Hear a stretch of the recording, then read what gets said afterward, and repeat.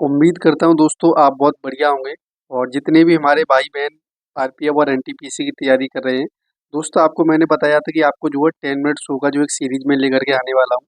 इसमें आपको chapter wise जो है हर प्रश्न के जो है इंपोर्टेंट प्रश्न आपको यानी एमसीक्यू देखने को मिलेंगे, क्योंकि आप सभी लोग जो है थ्योरी तो आप बुक से या किसी भी बैच वगैरह आप कर लेते हो, लेकिन जो आप प्रैक्टिस नहीं कर पाते हो, क्योंकि प्रैक्टिस जो होती है बहुत इंपॉर्टेंट होती है। तो आपको इस 10 मिनट की वीडियो में डेली जो 50 एमसीक्यू मिलने वाले हैं, जो कि बहुत अच्छे लेवल के होंगे। और मैं आपको बता दूं, हर चैप्टर के जो 200 जितने भी प्रश्न होंगे वो आपको सब कराए जाएंगे। इजी, मॉडरेट और हार्ड लेवल तक के प्रश्न कराए जाएंगे। 10 मिनट का ये वीडियो रहेगा। और आरपीएफ एनटीपीसी का अगर आप एग्जाम देते हो तो आप देखोगे यहाँ से आपको जो डायरेक्ट प्रश्न देखने को मिलेंगे, क्योंकि इस वीडियो में आपको प्रीवियस ईयर के सभी प्रश्न और जितने भी इंपोर्टेंट प्रश्न जो बन सकते हैं वो सारे के सारे आपको कराए जाएंगे।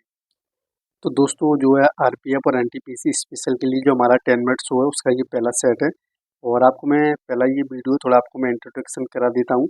आपको मैं बता दूँ दोस्तों सबसे पहले सिलेबस के बारे में। तो इसमें जो सिलेबस रहने वाला है वो बायोलॉजी, फिजिक्स, केमिस्ट्री का है। बायोलॉजी के इसमें सबसे ज़्यादा प्रश्न आपको देखने को मिलते हैं। तो उसी के आधार पर जो है चैप्टर वाइज आपको जो है इसमें क्वेश्चन क्वेश्चन जो है सीरीज में कराए जाएंगे। और मैं आपको बता दूं दोस्तों, इसमें जो तीनों लेवल के प्रश्न आपको मिलेंगे, जैसे इजी और मॉडरेट और हार्ड, आपको सभी प्रश्न कराए जाएंगे। एग्जाम में मोस्टली जो 50% प्रश्न आते हैं वो इजी आते हैं, 30% मॉडरेट आते हैं और 20% हार्ड आते हैं। तो आपको तीनों लेवल के जो प्रश्न कराए जाएंगे, कोई प्रश्न आपका बाहर नहीं जाएगा। और इस सीरीज में दोस्तों आपको बता दूं, हमारा जो पहला प्रश्न जो चैप्टर रहने वाला है वो कोश का रहने वाला है। कोश का के जितने भी इंपोर्टेंट है वो सभी आपको मैं प्रश्न कराने वाला हूँ। और आपको बता दूं ये सारे के सारे प्रश्न रहेंगे वो प्रीवियस ईयर ऐड होकर के रहेंगे, यानी इसमें सभी प्रीवियस ईयर के जितने भी कोश का से संबंधित प्रश्न हैं वो सभी आपको मिल जाएंगे। साथ ही जितने नए बन सकते हैं वो सभी आपको मिल जाएंगे। तो 10 मिनट से ये सीरीज रहने वाली है, तो ज़्यादा टाइम वेस्ट ना करती हो, आपको जल्दी से जल्दी मैं एमसीक्यू कराता हूँ। और अगली जो जितनी भी सीरीज के थ्रू वीडियो आएंगी दोस्तों, उसमें आपको टाइम वेस्ट ना करते हुए आपको 10 मिनट में 50 से 60 एमसीक्यू कराए जाएंगे, निश्चिंत रहिए। तो दोस्तों इस सीरीज का जो हमारा पहला प्रश्न है वो पहला प्रश्न है दोस्तों कि राइबोसोम निम्नलिखित में से किसके लिए कार्यस्थल है। तो इसका राइट आंसर है प्रोटीन संश्लेषण, यानी राइबोसोम जो प्रोटीन प्रोटीन संश्लेषण के लिए कार्यस्थल है। दूसरा प्रश्न है दोस्तों, एक पौधे की कोशिका भित्ति किससे निर्मित होती है। तो एक पौधे की जो कोशिका भित्ति है वो सेलुलोज से निर्मित होती है। प्रश्न नंबर 3 पर हम आते हैं दोस्तों। प्रश्न नंबर 3 है, पादप कोशिका के सबसे बाहरी आवरण का निर्माण खाली जगह के द्वारा किया जाता है। तो इसका जो राइट आंसर है वो है सेलुलोज, यानी पादप कोशिका के बाहरी आवरण का निर्माण है वो सेलुलोज के द्वारा किया जाता है। आप सभी लोगों को बता दूं, इसकी जो पीडीएफ है हमारे Telegram channel official field study पर मिल जाएगी। वहाँ पर आपको पीडीएफ में जो आंसर ऐड करके दिए जाएंगे, जिससे कि आप जो है पीडीएफ के थ्रू भी आप इसका रिवीजन कर सकते हो। प्रश्न नंबर 4 है दोस्तों, डीएनए केवल निम्न निम्न के बने होते हैं। तो इसका राइट आंसर है बी, यानी कि न्यूक्लिक अम्ल। जो डीएनए जो है केवल जो न्यूक्लिक अम्ल के बने होते हैं। प्रश्न नंबर 5, कोशिका के मस्तिष्क के रूप में जाना जाता है। तो इसका राइट आंसर है केंद्रक। कोशिका के मस्तिष्क के रूप में केंद्रक को जाना जाता है। प्रश्न नंबर 6 की बात करें तो कोशिका एक पतली भारी परत से घिरी होती है जिसे खाली जगह कहा जाता है। तो इसका राइट आंसर है कोशिका झिल्ली, यानी कोशिका एक पतली भारी परत से घिरी होती है जिसे हम कोशिका झिल्ली कहते हैं। प्रश्न नंबर 7 की बात करें तो निम्नलिखित में से कौन सा एक कोशीय जीव है। तो इसका जो राइट आंसर है एक कोशीय जीव, इसका राइट आंसर अमीबा। इसके जो कुछ ऑप्शन है वो नीचे दिए हुए हैं। तो इसका राइट आंसर अमीबा है। मैं आपको बता दूं, मैं थोड़ा फास्ट इसलिए करा लूँ कि अगर आप 10 मिनट की वीडियो देखोगे तो इस तरह अगर थोड़ा फास्ट चलूंगा तभी ये सभी प्रश्न जो हो पाएंगे। इसके बाद जो नेक्स्ट प्रश्न आता है दोस्तों, क्वेश्चन नंबर हम 8 की बात करते हैं। एक मानव महिला के जनन कोशिका में गुणसूत्रों की संख्या है, खाली जगह जोड़, यानी यहाँ पे जोड़े पूछ पूछ रखे हैं। मानव महिला के जनन कोशिका में गुणसूत्रों की जोड़े पूछ रखे हैं। तो इसका जो राइट आंसर रहने वाला है वो रहने वाला 23, यानी कि 23 बी। प्रश्न नंबर 9 की बात करते हैं। खाली जगह दिया है और फिर खाली जगह दिया है, ऊतकों की कोशिकाएं जीवित कोशिकाएं होती हैं। तो मैं आप सभी लोगों को बता दूं, इसका जो राइट आंसर रहने वाला है, इसका राइट आंसर रहने वाला है पेरिकाइमा और कोलिकाइमा। ऊतकों की जो कोशिकाएं हैं वो एक जीवित कोशिकाएं होती हैं। तो अब ये बहुत इंपॉर्टेंट प्रश्न है, आप इसे याद कर लीजिए, पेरिकाइमा और कोलिकाइमा। प्रश्न नंबर 10 की बात करते हैं। खाली जगह में मौजूद में खाली जगह में नाभिक मौजूद होते हैं। तो प्रश्न नंबर 10 का आंसर है अमीबा, यानी कि अमीबा में जो नाभिक हैं वो मौजूद होते हैं। शायद सभी और 4 ऑप्शन में से अमीबा जो है इसमें जो है इसके नाभिक जो है मौजूद होते हैं इसमें। प्रश्न नंबर हम 11 की बात करें दोस्तों, पैलिड कण निम्नलिखित किस ऑर्गेन ऑर्गेनेल सेल का दूसरा नाम है। तो इसका जो राइट आंसर है वो है राइबोसोम। आपको बता दूं, जो राइबोसोम जो पैलेट कार्ड जो है निम्नलिखित किस ऑर्गेन सेल का दूसरा नाम है, तो वो राइबोसोम का दूसरा नाम है पैलेट कार्ड। ये बहुत इंपॉर्टेंट है, कई बार परीक्षा में आ चुका है। जब प्रश्न नंबर हम दोस्तों 12 की बात करते हैं, डीएनए निम्नलिखित में से किसका बहुलक है, तो प्रश्न नंबर 12 का राइट आंसर है न्यूक्लियोटाइड। इसका राइट आंसर जो मैंने ऊपर भी बताया था, इसी से रिलेटेड एक क्वेश्चन था, तो वही से उसी से संबंधित ये प्रश्न है, यानी कि डीएनए निम्नलिखित में से किसका बहुलक है, इसका राइट आंसर है न्यूक्लिक यूटाइड।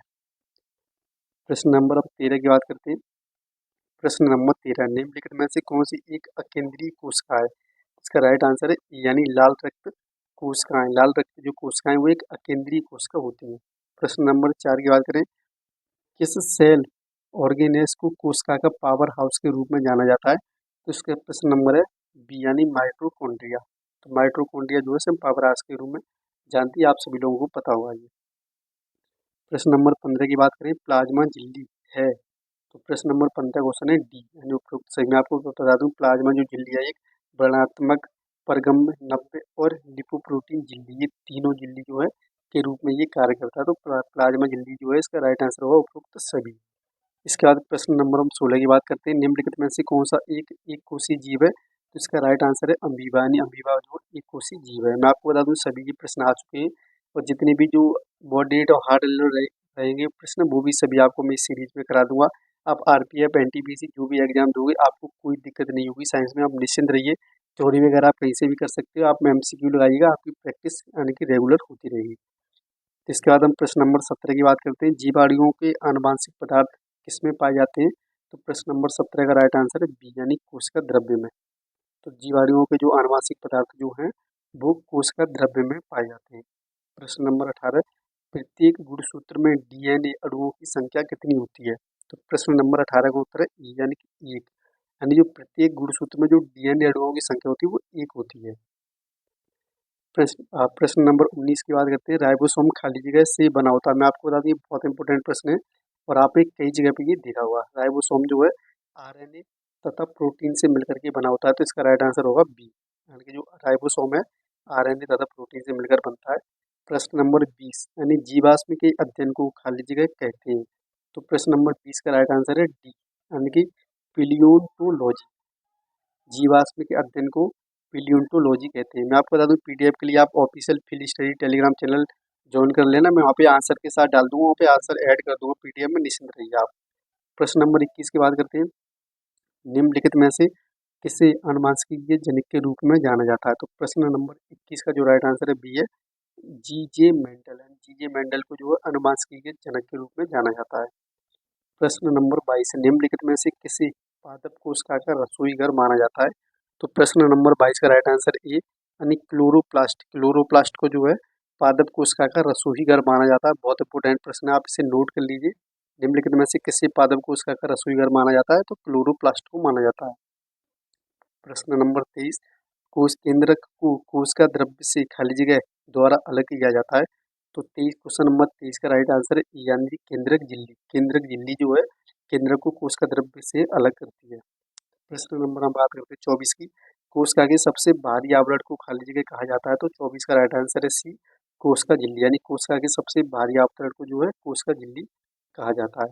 प्रश्न नंबर हम बात करते हैं अब 25 की, निम्नलिखित में से कौन सा उदाहरण प्राकृतिक बरण का उदाहरण है, प्रश्न नंबर 25 का राइट आंसर है सी, यानी औद्योगिक मेलानिज्म जो एक उदाहरण है, ये प्राकृतिक बरण का उदाहरण है। प्रश्न नंबर 26 की बात करते हैं, निम्नलिखित में से कौन सा कोशिका का एक निर्जीव भाग है, तो 26 का राइट आंसर है बी, यानी कोशिका भित्ति। जो कोशिका भित्ति जो है कोशिका का एक निर्जीव भाग होता है, कोशिका भित्ति। इसके बाद क्वेश्चन नंबर 27 की बात करें, क्लोरोप्लास्ट झिल्ली कैसी होती है, तो क्लोरोप्लास्ट झिल्ली जो है वो एक दोहरी परत झिल्ली होती है, यानी इसका राइट आंसर होगा बी। इसके बाद हम बात करते हैं प्रश्न नंबर 28 की, कोशिका सिद्धांत के संस्थापक कौन थे, तो कोशिका सिद्धांत के जो संस्थापक थे वो स्लाइडेन और स्वान, ये दोनों थे, तो इसका राइट आंसर डी हो जाएगा। इसके बाद हम बात करते हैं साकेत कोशिका का एक उदाहरण है, तो प्रश्न नंबर दोस्तों 29 का जो राइट आंसर होगा वो होगा नर्व कोशिका, यानी कि जो साकेत कोशिका का एक उदाहरण है वो एक नर्व कोशिका है। प्रश्न नंबर हम 30 की बात करते हैं, जीन शब्द का अर्थ है, तो प्रश्न नंबर 30 का जो उत्तर है वो है यानी कि डीएनए का एक हिस्सा, यानी जीन शब्द का जो अर्थ है वो डीएनए का एक हिस्सा, यानी कि राइट आंसर इसका डी हो जाएगा। इसके बाद हम बात करते हैं प्रश्न नंबर 31 की। तो प्रश्न नंबर 31 यानी कि निम्नलिखित में से कौन सा कोशिका में सबसे छोटा अंगक है? तो इसका राइट आंसर हो जाएगा राइबोसोम। यानी कि निम्नलिखित में से कौन सा कोशिका का सबसे छोटा अंगक है, वो उसका राइट आंसर है राइबोसोम। अब हम बात करते हैं प्रश्न नंबर 32 की। निम्नलिखित में से किस जैव अणु में अम्ल नहीं पाया जाता? तो प्रश्न नंबर 32 में जो रहेगा इसका आंसर, यानी कि कार्बोहाइड्रेट में जो है जैव अणु में जो अम्ल नहीं पाया जाता है, तो इसका यही आंसर हो जाएगा, बी आंसर हो जाएगा इसका क्वेश्चन नंबर 32 का। मैं आपको बता दूं, मैं थोड़ा इसलिए फास्ट लेकर के चल रहा हूँ। ये दोस्तों 10 मिनट का वीडियो रहेगा, तो सभी प्रश्न इसमें नहीं हो पाएंगे, 15-20 प्रश्न ही फिर हो पाएंगे।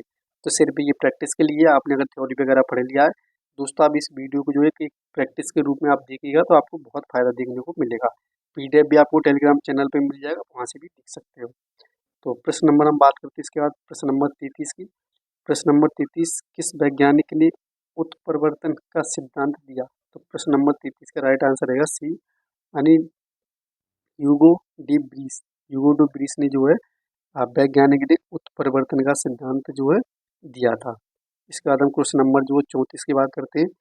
आ, लयन का लाइबोसोम को आत्मघाती थैली कहा जाता है। लाइबो जो सोम है उसको आत्मघाती थैली कहा जाता है, क्योंकि इसका क्या कारण है कि हम आत्मघाती थैली कहते हैं? तो इसका राइट आंसर रहेगा, वह भारी पदार्थ के साथ साथ को उसका अंगों के टूटे फूटे भागों को नष्ट कर देता है।